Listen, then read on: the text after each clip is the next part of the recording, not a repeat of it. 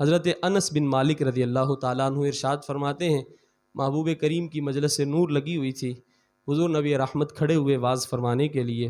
تو حضور جانے جانا صلی اللہ تعالیٰ علیہ وسلم نے ارشاد فرمایا میرے صحابہ جانتے ہو قیامت والے دن میری امت میں سے سب سے زیادہ افضل کون ہوگا؟ آج ہر بندہ اس دوڑ میں لگا ہوا ہے کہ میں افضل بن جاؤں، میری چال ڈال افضل ہو، میرا گھر افضل ہو، میرا لباس اچھا ہو، میرا تجارت والا معاملہ سب سے زیادہ افضل ہو۔ تو یہ رسول اللہ کی زبان مبارک سے خوشخبری سنیے، فرمایا میرے صحابہ جانتے ہو میدان محشر میں سب سے زیادہ افضل کون ہوگا؟ میں مبارکباد دوں گا ان لوگوں کو جن کے بچے یہاں پہ قرآن کی تعلیم حاصل کر رہے ہیں، اور جن بچوں کے سروں پہ آج دستار فضیلت سجنی ہیں، جن بچوں نے قرآن کریم اپنے سینے میں مکمل سمایا، ان کے والدین کو، ان کے اعزہ کو میں مبارکباد دوں گا۔ حضور نبی رحمت فرماتے ہیں کہ پتہ ہے میری امت میں سے سب سے زیادہ قیامت والے دن افضل کون ہوگا؟ حضور ارشاد فرمائیے، تو آقا کریم نے ارشاد فرمایا قیامت والے دن میدان محشر میں سب سے زیادہ افضل لوگ وہ ہوں گے جو دنیا میں رہ کے قرآن کی تلاوت کثرت سے کرتے ہوں گے۔ جو سب سے زیادہ قرآن پڑھنے والے ہوں گے قیامت والے دن میدان محشر میں سب سے زیادہ افضل ہوں گے۔ پروٹوکول اتنا ہی بڑا تھا، وہ تو حساب و کتاب کا دن ہوگا، بندے تو نفسی نفسی پکار رہے ہوں گے، پروٹوکول اتنا بھی بڑا ہے قرآن کی تلاوت والوں کی، لیکن اللہ کے رسول اور اعزاز ارشاد فرماتے ہیں، فرمایا بس اتنا ہی پروٹوکول نہیں ہوگا، بلکہ اللہ میدان محشر میں حضرت جبرائیل سے ارشاد فرمائے گا، اللہ فرمائے گا جبرائیل جاؤ میدان محشر میں اعلان کرو جو لوگ دنیا میں قرآن پڑھا کرتے تھے اٹھ کھڑے ہو جائیں، صفیں بنائیں۔ محبوب کریم نے فرمایا 3 دفعہ یا 4 دفعہ حضرت جبرائیل کو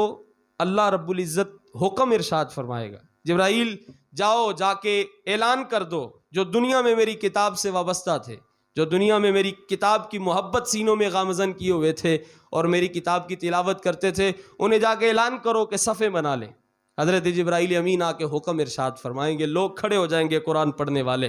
حفاظ کرام قرائے کرام کھڑے ہو کے صفیں بنا لیں گے۔ حضور ارشاد فرماتے ہیں اب پروٹوکول دیکھیے گا، حضور فرماتے ہیں اللہ ارشاد فرمائے گا اے میرے بندو تم دنیا میں قرآن پڑھتے رہے ہو مجھے بن دیکھے، دیکھا نہیں کسی نے بھی رب کو،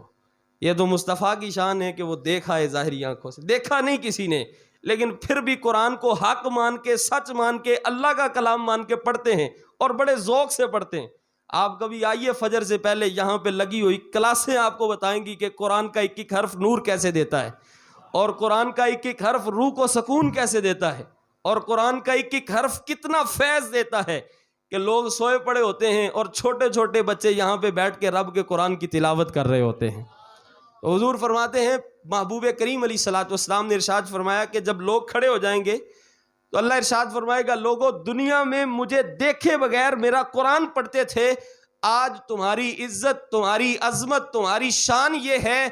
اپنی آنکھیں میری طرف کر کے میری ذات کو دیکھتے رہو اور قرآن کی تلاوت کرنا شروع فرما دو۔ اچھا بات اتنی بھی بڑی تھی کہ اتنا سخت موقع، میدان محشر سورج بھی سوا نیزے پہ، زمین بھی تانبے کی، ہر بندہ ہی